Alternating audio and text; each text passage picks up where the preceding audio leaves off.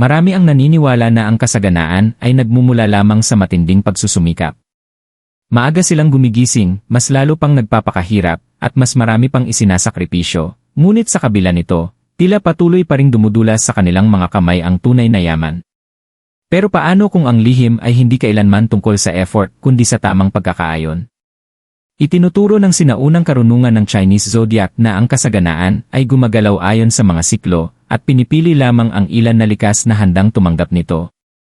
Habang maingay na hinahabol ng karamihan ang pera, may isang maliit na grupo na tahimik na umaangat, pinoprotektahan laban sa pagkawala at ginagabayan patungo sa kasaganahan.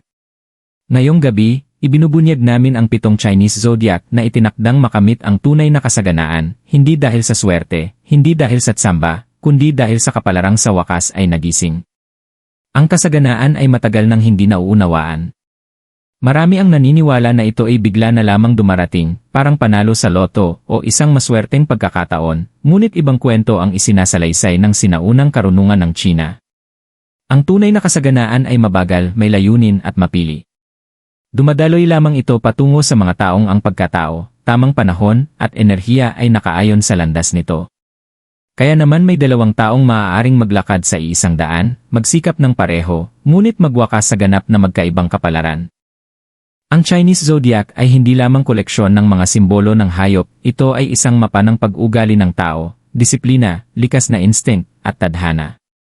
Bawat tanda ay may taglay na lakas at kahinaan na maaaring humatak o magtaboy ng yaman sa loob ng partikular na mga siklo.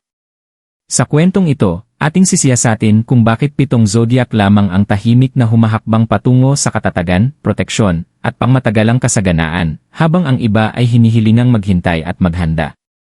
Hindi ito tungkol sa hype o mga shortcut, ito ay tungkol sa pag-unawa kung kailan sa wakas binubuksan ng universo ang pinto nito. Bakit ilan lamang ang pinipili ng kasaganaan? May isang tahimik na katotohanan na bihirang marinig ng karamihan, ang kasaganaan ay hindi tumutugon sa desperasyon. Hindi ito bumibilis kapag hinahabol, pinipilit, o pinakikiusapan. Sa halip, lumalapit ito sa pagiging handa. Kaya may mga taong taon-taong nagsusumikap ngunit tila walang nangyayari, habang ang iba naman ay parang kusang pumapasok sa katatagan. Hindi ito paboritismo, ito ay ang tamang panahon na nagtatagpo sa tamang ugali. Inilalarawan ng sinaunang aral ng China ang kasaganaan bilang isang buhay na agos. Dumadaloy ito tulad ng tubig, umiilag sa kabuluhan at kusang sumusunod sa tahimik ngunit matibay na lakas. Ang mga taong madaling mataranta, magwaldas ng pera, o gumawa ng desisyong padalos-dalos ay kadalasang hinaharangan ang agos na ito nang hindi nila namamalayan. Samantala, ang mga taong matiisin, mapagmasid, at disiplinado ay nagiging likas na daluyan ng kasaganahan. Dito pumapasok ang makapangyarihang papel ng Chinese zodiac. Bawat tanda ay may sariling ritmo kung paano nito hinaharap ang pressure, pagkawala, oportunidad, at tagumpay. May mga zodiac na likas na padalos-dalos, mabilis umangat ngunit kasing bilis ding bumagsak. Ang iba naman ay mabagal kumilos, dumaraan sa mahahabang panahon ng katahimikan, ngunit tahimik na nagtatayo ng pundasyong hindi kayang yanigin. Iilan lamang ang pinipili ng kasaganaan dahil ilan lamang ang handang mag-ingat at magpanatili nito. Ang yaman na ibinigay ng masyadong maaga ay nagiging pabigat.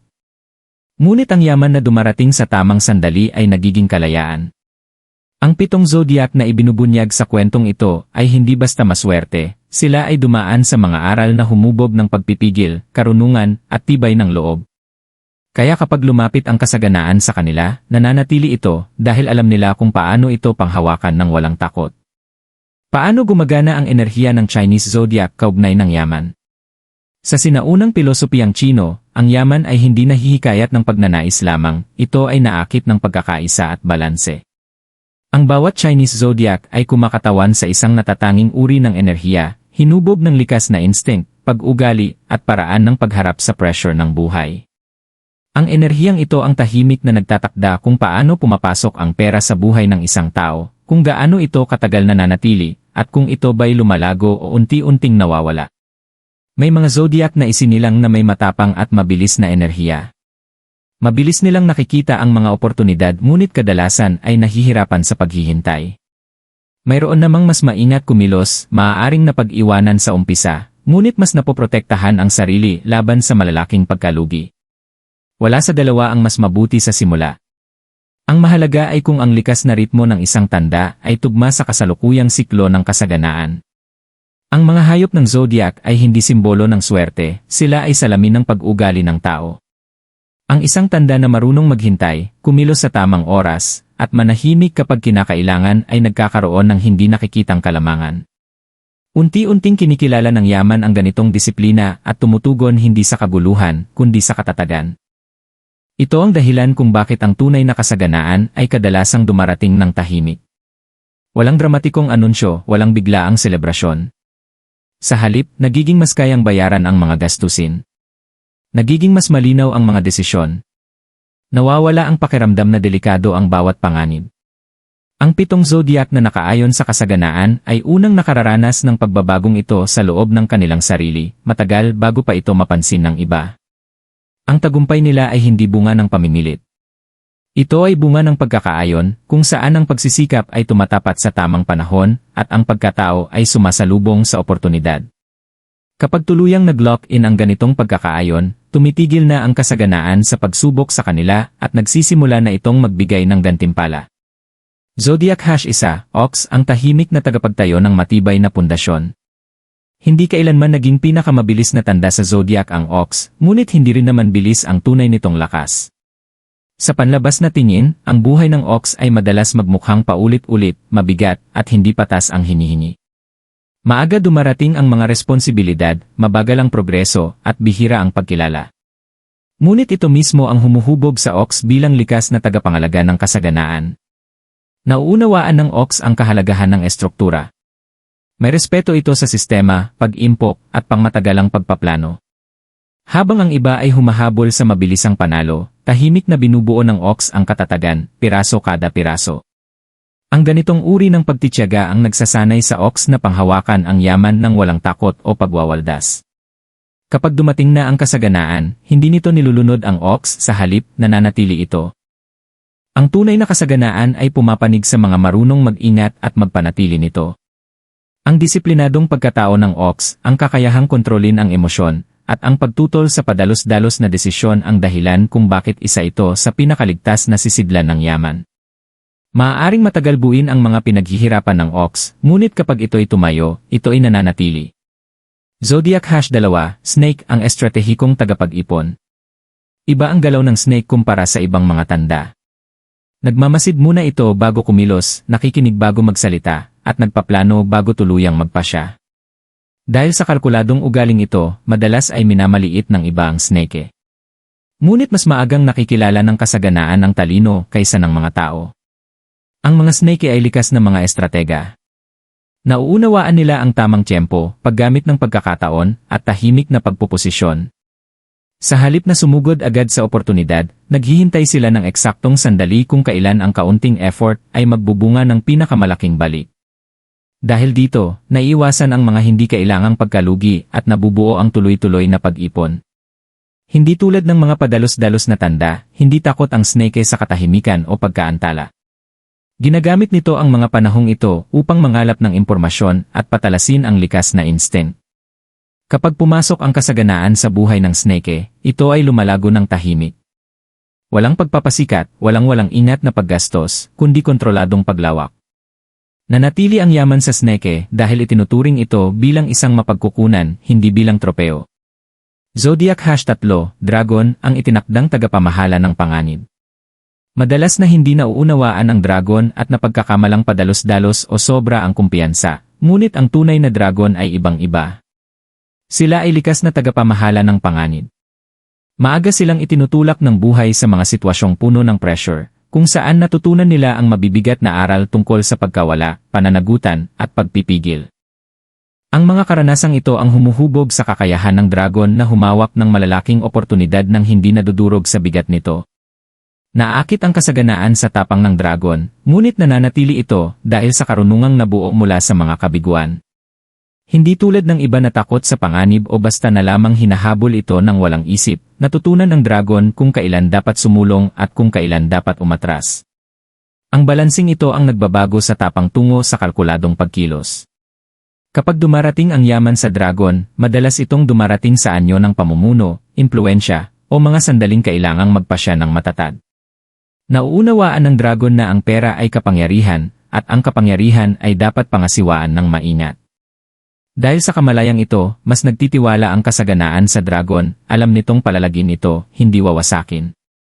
Zodiac Hash 4, Rooster, ang tagapagplano na may sukdulang precision. Namamayani ang rooster sa kaayusan. Habang ang iba ay umaasa sa swerte o tiempo, ang rooster ay umaasa sa paghahanda. Bawat hakbang ay sinusukat, bawat detalye ay masusing sinusuri. Maaaring magmukhang mahigpit o masyadong istrikto ang ganitong ugali, ngunit ito ang nagiging matibay na panangga laban sa kaguluhang pinansyal. Matalas ang mata ng rooster sa mga babalang hindi napapansin ng iba. Nakikita nila ang maliliit na tagas bago pa ito maging malaking problema. Dahil sa ganitong kamalayan, napoprotektahan nila ang kanilang mga pinagkukunan at nakakagawa ng mga pagsasaayos ng mas maaga. Iginagalang ng kasaganaan ang ganitong uri ng pagbabantay. Hindi bigla ang dumarating ang yaman sa rooster, dumarating ito eksakto kung saan ito matagal nang inihanda. Dahil itinuturing ng rooster ang pera bilang isang sistema at hindi bilang emosyon, tuloy-tuloy ang daloy ng kasaganahan. Ang kanilang kinikita ay napapanatili, napaparami at napoprotektahan. Nanatili ang kasaganaan dahil alam ng rooster kung paano itong panatilihing maayos at kontrolado. Zodiac Hash 5, Rat, ang gabay sa mga oportunidad. Nabubuhay ang rat sa mga sitwasyong kung saan ang iba ay bumibigay. May likas itong pag-unawa sa galaw ng mga pangyayari, kung saan nagtatago ang oportunidad, kailan papalapit ang panganib, at paano agad umangkop bago tuluyang gumuho ang sitwasyon. Madalas itulak ng buhay ang rat sa mga hindi matatag na kapaligiran, na humahasa sa mabilis na pag-isip at malikhaing solusyon. Ang tila pakikibaka ay isa palang pagsasanay. Hindi pabaya sa pera ang rat, ngunit hindi rin ito sobrang higpit. Isa itong flexible na estratega. Alam ito kung kailan dapat mag-ipon, kailan bibitaw, at kailan kailangang baguhin ng buong direksyon. Pinahahalagahan ng kasaganaan ang ganitong kakayahang umangkop, dahil ang yaman mismo ay hindi kailanman nananatiling pareho. Kapag pumasok ang kasaganaan sa buhay ng rat, bihira itong dumating sa isang dramatikong sandali. Sa halip, dumarating ito sa pamamagitan ng iba't ibang daluyan, mga alternatibong landas, at matatalinong pagsasaayos. Nauunawaan ng rat na ang kasaganaan ay kailangang gumalaw upang manatiling buhay. Dahil dito, nananatiling aktibo ang yaman, lumalago sa pamamagitan ng kamalayan, hindi sa pamimilit. Zodiac Hash 6, Monkey, ang matalinong tumatanggap ng panganib. Ang pinakamalakas na sandata ng monkey ay ang talino sa gitna ng pressure. Habang ang iba ay nagpapanik, ang monkey ay nag-eksperimento. Habang ang iba ay nagdadalawang isip, ang monkey ay nag-innovate. Mabilis itong natututo mula sa mga pagkakamali at bihirang ulitin ang parehong error. Ang mabilis na learning curve na ito ang nagiging makapangyarihang bentahe sa usaping pinansyal. Nauunawaan ng monkey ang mga sistema, uso, at pag-ugali ng tao. Madalas silang magtagumpay sa mga kapaligirang mabilis magbago, kung saan mas mahalaga ang pagkamalikhain kaysa sa tradisyon. Tumutugon ang kasaganaan sa ganitong uri ng mental agility. Ngunit ang pangunahing aral ng monkey ay palaging tungkol sa pagpipigil. Kapag natutunan ang disiplina, doon nagsisimulang maging matatag ang kasaganaan. Nanatili ang yaman sa monkey dahil patuloy itong hinuhubog, pinapahusay, at muling iniisip. Sa mata ng kasaganaan, ang monkey ay hindi isang sugarol, kundi isang matalinong arkitekto ng paglago. Zodiac Hash 7, Pig, ang tahimik na tumatanggap ng mga pagpapala. Nagugulat ang lahat sa pig, pati na rin ang sarili nito. Madalas itong minamaliit, ngunit taglay ng pig ang isang kalmado, mapagbigay, at matatag na enerhiya na hindi mapigilan ng kasaganaan. Hindi agresibong hinahabol ng pig ang yaman. Sa halip, nakatuon ito sa maayos na pamumuhay, patas na pakikitungo sa kapwa, at pagpapanatili ng emosyonal na balanse. Ito ang lumilikha ng isang hindi nakikitang magnet. Kusang lumilitaw ang mga oportunidad. Dumarating ang tulong ng hindi inaasahan. Napapalambot ang mga pagkalugi. Ang pinakamalaking biyaya ng pig ay ang tiwala, tiwala sa proseso, sa paghihintay, at sa mismong daloy ng buhay. Dahil dito, banayad ngunit tuloy-tuloy na dumadaloy ang kasaganaan patungo sa kanila. Hindi marahas dumarating ang yaman sa pig. Pumapasok ito na parang alon, dahan-dahang pinupuno ang mga puwang hanggang makamit ang katatagan. Dahil hindi kinatatakutan ng pig ang pera at hindi rin ito sinasamba, nagiging ligtas para sa kasaganaan na manatili. Ang ganitong balanse ang dahilan kung bakit ang pig ay isa sa mga pinakaprotektadong tanda sa lahat. Babala para sa ibang zodiac. Ang hindi mapasama sa listahang ito ay hindi nangangahulugan ng kabiguan. Ibig sabihin nito ay paghahanda. May mga tanda na nasa yugto pa ng pagkatuto, hinuhubog sa pamamagitan ng paghihintay, paglihis ng direksyon, o mas mahigpit na disiplina. Madalas na ipinagkakait ng kasaganaan ang sarili nito hindi bilang parusa, kundi bilang proteksyon. Ang yaman na ibinibigay ng masyadong maaga ay nagpapalaki ng mga kahinaan. Kapag dumating ang tamang panahon, kusang bumubukas ang pinto, walang hadlang, walang pilitan. Ang mga patuloy pang naghihintay ay hinuhubog para sa pangmatagalan, hindi para sa pagkatalo. Huling mensahe at emosyonal na pagtatapos. Ang tunay na kasaganaan ay hindi maingay. Hindi ito nagmamadali. Dumarating ito kapag napalitan na ng pagiging handa ang takot. Ang 7 zodiac na ibinunyag dito ay hindi pinili ng swerte, kundi ng pagkakaayon. Pinatutunayan ng kanilang paglalakbay na ang pagtitiyaga, kamalayan, at pagkatao ang tunay na salapi ng kasaganahan. Kung tumimo sa iyo ang mensaheng ito, magnilay hindi sa kung ano ang kulang sa iyo, kundi sa kung ano ang unti-unti mong nagiging. Kinilala ng kasaganaan ang paglago bago pa ang resulta. At kapag dumating ang tamang sandali, nananatili ito.